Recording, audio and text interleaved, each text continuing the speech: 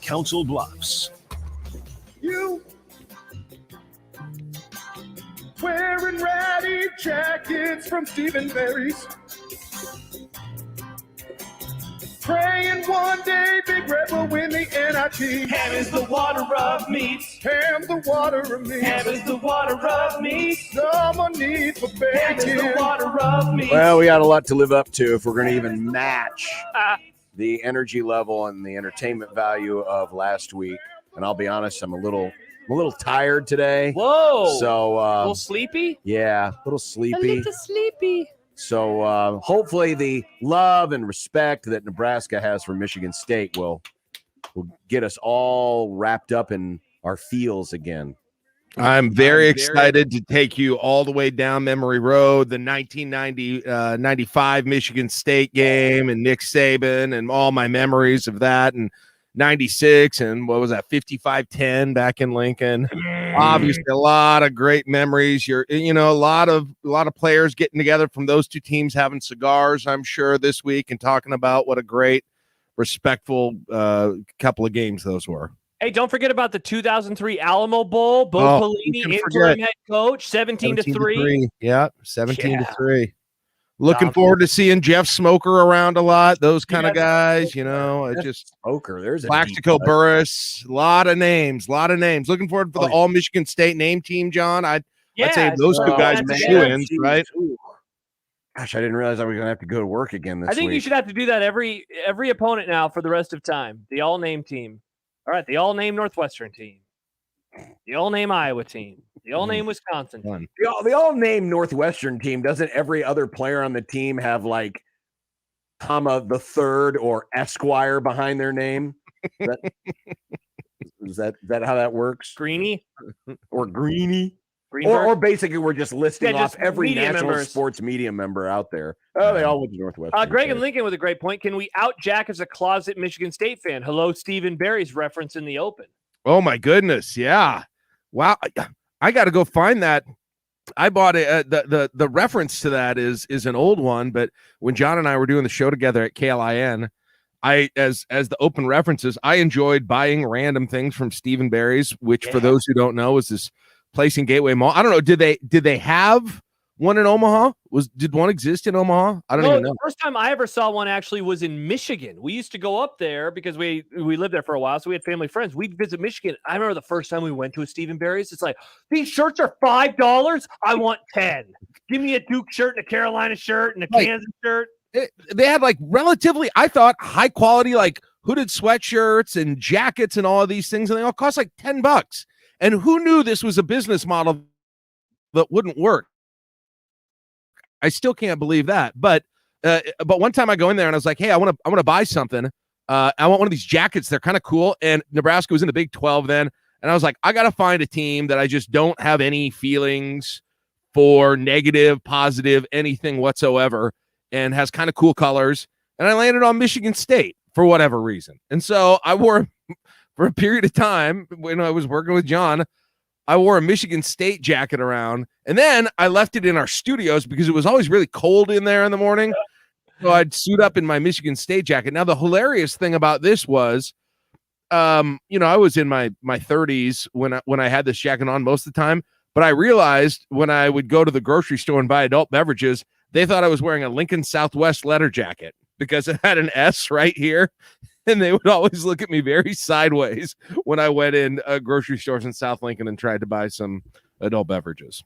But that's where it came from. Yeah. It's still there. So I think it's still laying around somewhere. Of course it is. It was literally sitting in the corner, the back deepest, darkest crevice of that studio for the longest time. And it was all wrinkled up and it looked like, I don't know, it kind of looked like, well, how should I say this? Yeah, what are you trying to say here, John? Nah, I'll keep it clean this week. I'll keep it clean. Andrew says there was very unpresentable. Andrew says there was a Stephen Barry's in Omaha about 12 years ago off 84th and Giles. Missed being able to buy the Stephon Marberries. That's right. Starberries. Yeah, I forgot that he had his shoes there. Man, that's crazy. So it just shows you it's not like I would not have been caught dead doing that with an Oklahoma jacket, but I don't hate everyone. Okay. I guess I don't hate Michigan State, or I didn't then. That's good. Wow. That's good. Well, I guess we're just going to have to go revisionist history, or not revisionist history, but at least look in the rearview mirror and just talk strictly about the Oklahoma game and how exciting that was. Yeah. That's fine. Yeah. Listen, it's Monday morning now. I had to take about a half hour or an hour to feel sorry for myself and this fan base that Good. there was for a while there, it felt like we were going to have that post-game moment that we haven't had for so long, where it's you don't even know what to do with yourself. You're so excited that a game was won, and I don't know when that even was felt by the vast majority of us. And for a while, I let myself believe that had the legitimate possibility of happening, and so there was a mourning period for that not happening.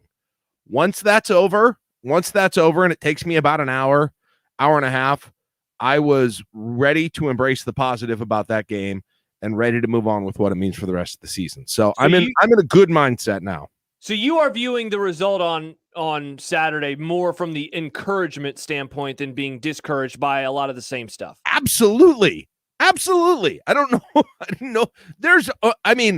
None of us, I don't remember what you guys' prediction for this game was, but none of us thought it was going to be that close. And then throw on top of that, you always say, well, I can kind of see any outcome for this game. I'll tell you what, I will admit, I did not see an outcome where Nebraska did the vast majority of its old shooting itself in the foot problems and still lost a close game. That was a scenario I did not see. I thought if they didn't shoot themselves in the foot, it might enter the fourth quarter kind of interesting.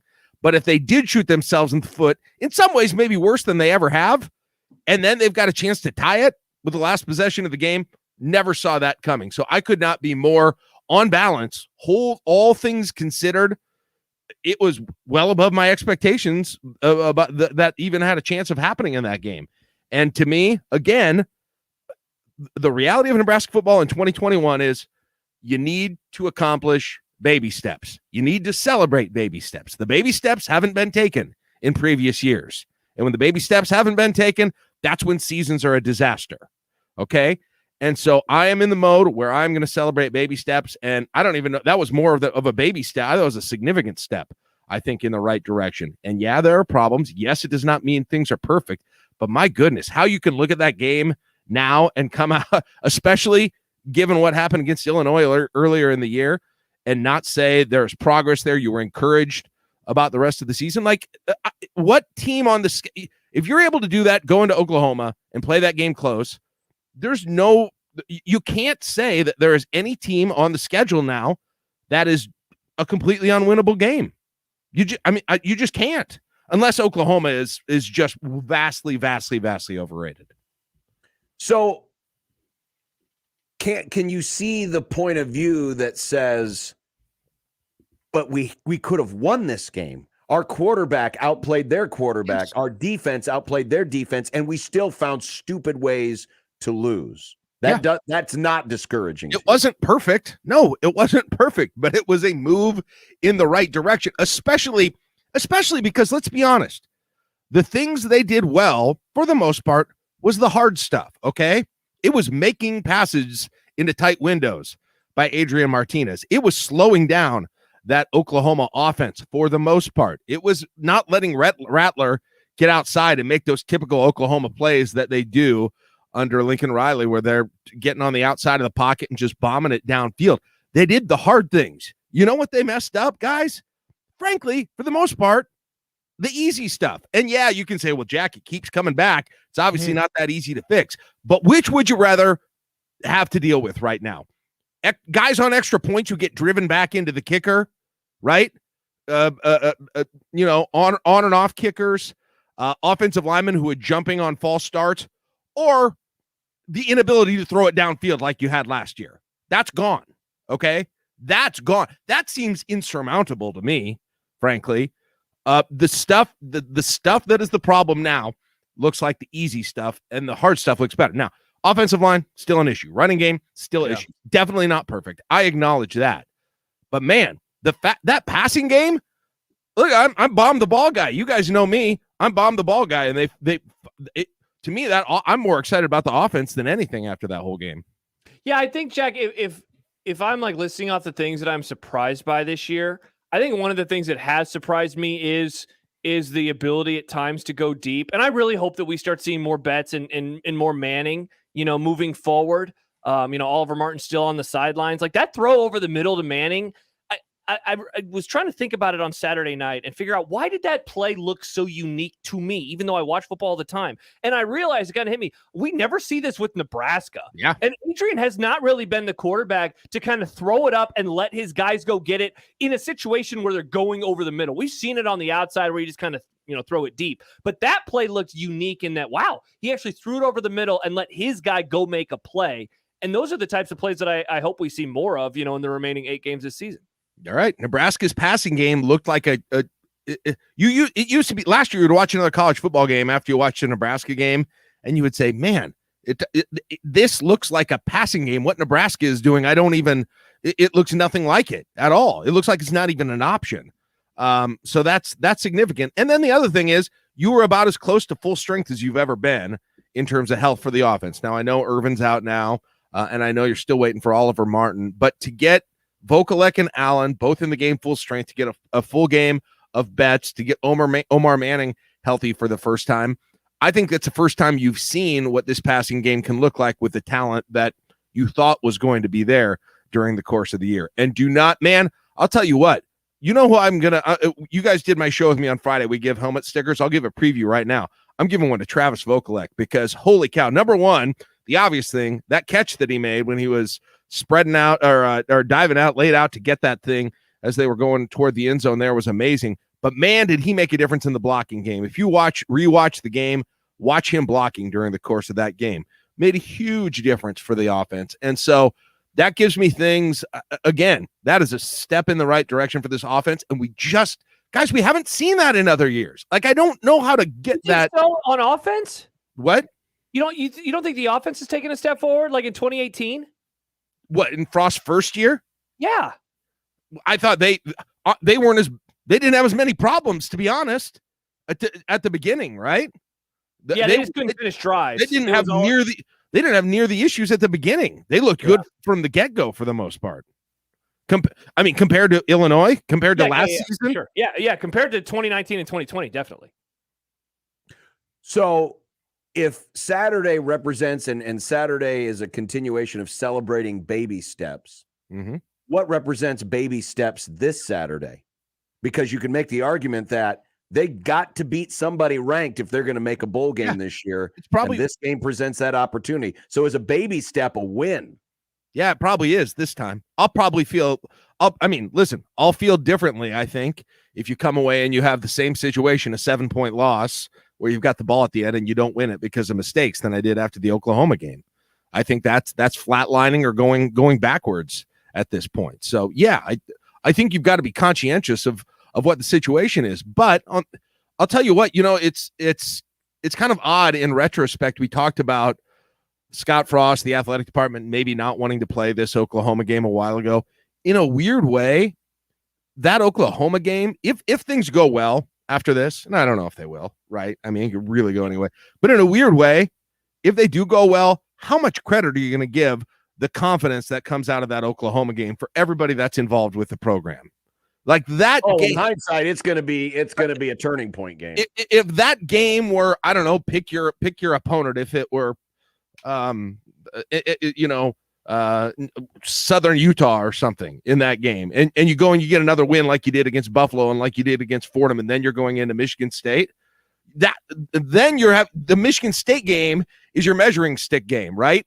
I can't imagine that they are coming out of that Oklahoma game more confident than they have going into a game based on their previous performance since Scott Frost has been here, frankly. You go into that situation, top 5 team, and I think maybe that's going to do a lot to that mental side that we've talked about with this team so many times. And no, they didn't get over the hump. But yeah, I think the baby step now is use the progress that you made and get over the hump in this Michigan State game. And frankly, you do that, it's Scott Frost's biggest win. It's Scott Frost's biggest win at Nebraska. Do you worry that, because I have this tweet saved that I saw over the weekend, it got retweeted by a college friend of mine. It's from, who is it from, John? In a He's actually an assistant coach for Wood River. Yeah, which I thought was pretty interesting. It's very coincidental. Yeah, but the only reason, Jack, and I'm not trying to pour cold water all over you, but this coach, Ryan Province is his name. He said in 2018, Nebraska lost by 5 to the number 8 team in the country, which was Ohio State. They finished number 3 at 13-1. Since then, they are 12-15 while exhibiting the same level of disorganization and miscues on the field. I remember, and you and I did a podcast about that game, that 2018 game. I was talking about it the same way you're talking about Saturday, and how, hey, they lost close to Ohio State, but they showed that they belonged on the field with them. And I thought that would be the game that we would all look back on in hindsight and say that is when everything began. Do you worry that you're setting yourself up for the same thing to happen again, which is not a springboard? Of course I am. Of course I am. I mean, yeah, of course I'm worried that the bottom is going to fall out and this is going to still be a completely disastrous season. Yeah, how can that not be in the back of your head right now? The difference, though, Josh, that 2018 team wasn't the head case situation that this team is. It did not need the mental boost of saying, hey, we are good enough to go out on a field with Oklahoma. It did not have the Illinois game 3 weeks prior that year. It did not have all of those things. I think the value of that in 2021 is much bigger than it was in 2018 for a whole variety of reasons. And so, it was a new staff at that point. A bunch of guys that were Riley holdovers. Yeah, it didn't work out that time around, but man, and that was the other thing about that. We talked about this when we did that podcast, Josh.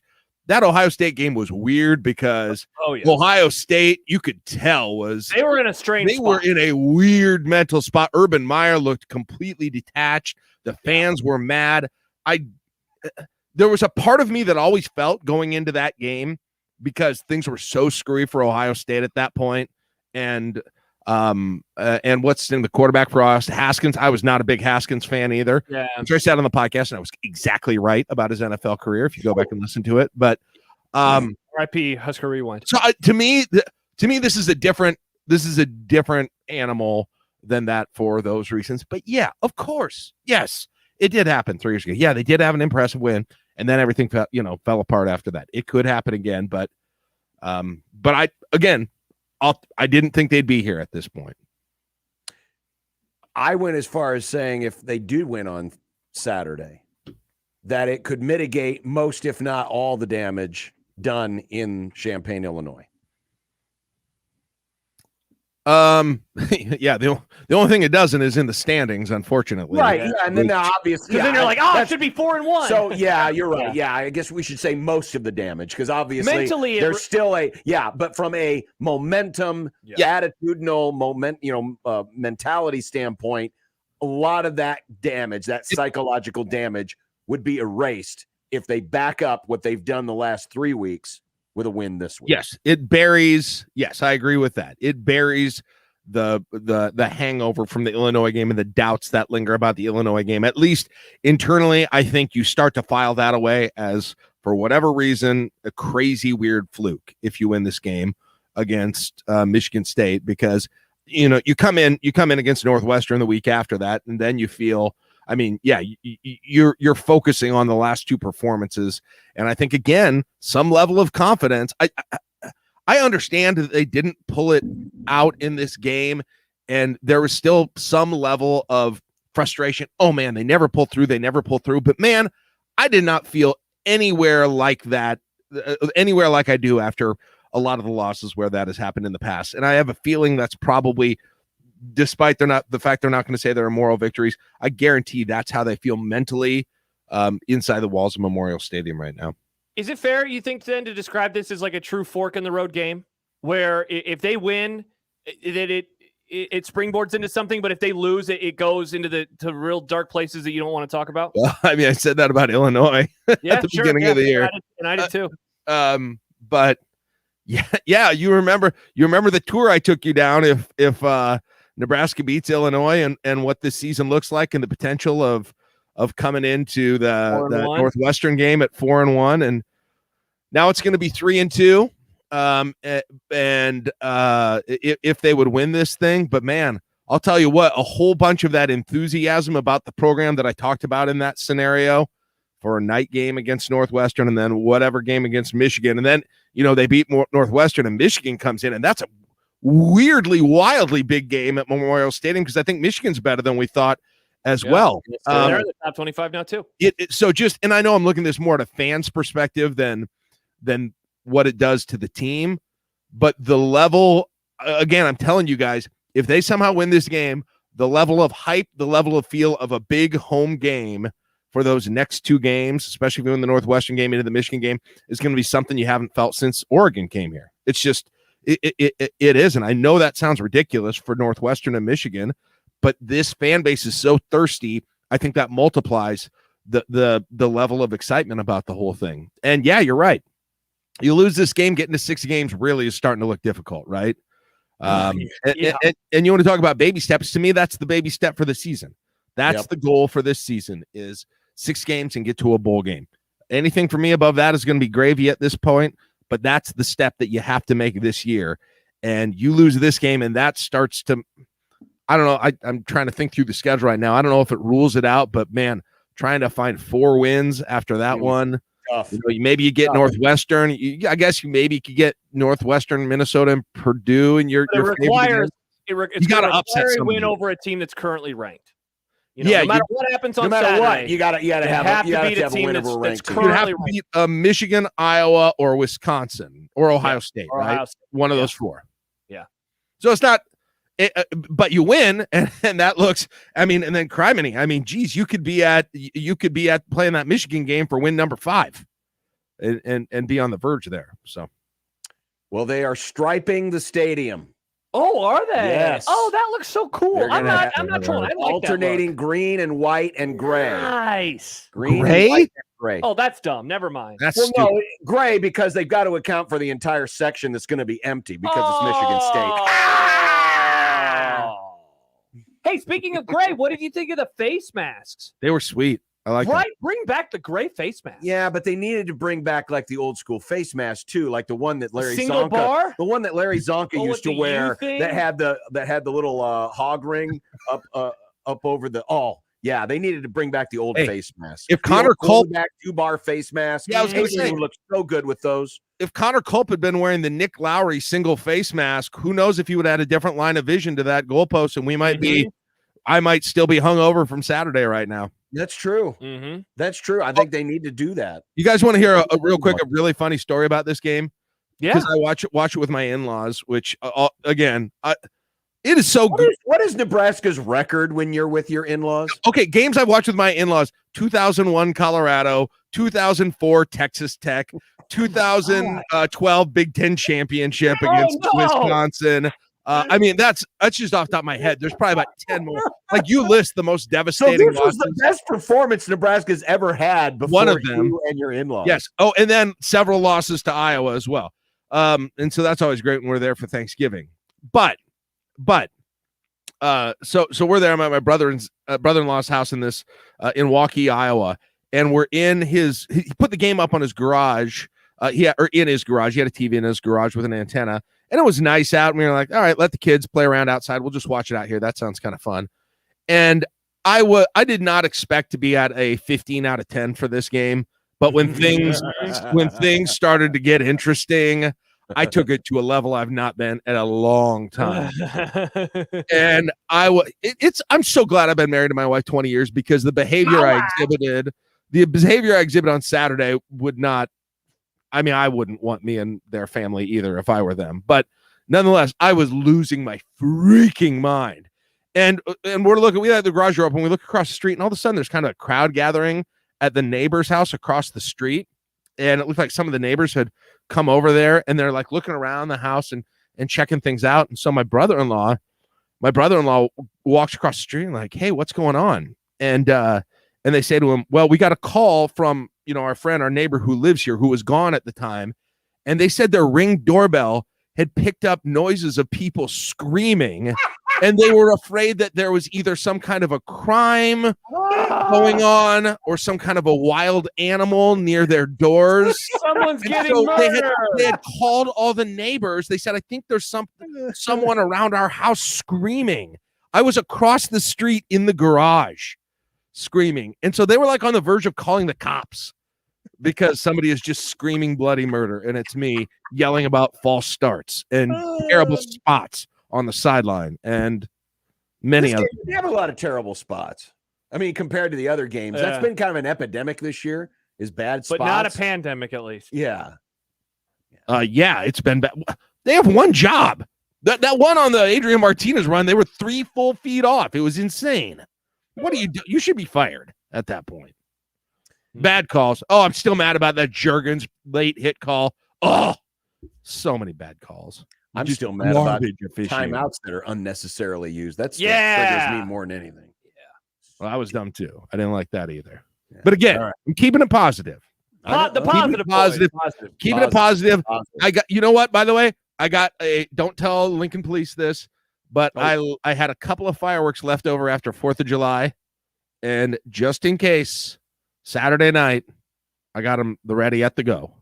Okay. Awesome. That's the kind of game that we're talking about here. I'm sure the neighbors will appreciate the snakes and snow and the smoke balls that you're going to light off. Let's make it 2 weeks in a row. I almost got the cops called on me because of my reaction to games. Amazing. The neighbor is throwing those pop things on the sidewalk. He's making too much noise. At one point, I said to my brother-in-law, I was like, you realize if they win this, I'm going to burn one of your couches. I can't wait to see, Jack, what version of you we get next week. You're either going to be over the moon, excited, like basically just getting up, leaving the room like a dunk just happened, or you'll be despondent. Either way, it's going to be quite the interview. I want this state to see winning program Nebraska me. I want myself to to meet that person again, because it's going to be. You're just setting off Ring doorbells. It's been the technology's changed a lot now. Now there's cameras everywhere. Yeah. Plus, your plot to bring down the Husker athletic program changes if they start turning things around. Mm-hmm. That's true. Yeah. Yes, I just did an entire interview of painting a rose-colored picture of what that loss was like, and that dude, who I think lives in Des Moines anyway, he was probably the one telling people there was some kind of murderer there. He's got a nefarious plot. He's going to say that I spun it negatively. Ugh. You mean that dude? No. Why is he proud of you? What did you do? I don't know. All right. Who knows? Congrats to John. Proud of John. All right, Jack. Well, thank you. And we'll wish you luck. Not the team, you. Yes, you personally, Jack Mitchell, personally. It's going to be a fun night on Twitter late into the evening if they get a win. Come on, join me. We'll get weird. By the way, do we know what trophy Nebraska wins if they win this game? Which rivalry trophy is this one? This is the one that's the thimble from the Monopoly game. Nice. Nice. The clap emoji. Which is actually next to, it always went car, wheelbarrow, then thimble. My 3 best Monopoly. You know what, Josh? They ought to do an NFT for this game.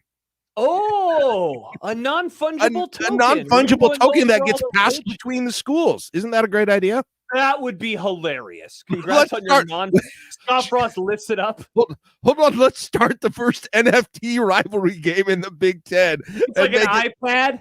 Yes. Yeah. Let's make it happen. We need to figure out what the NFT is going to be. What is the NFT of?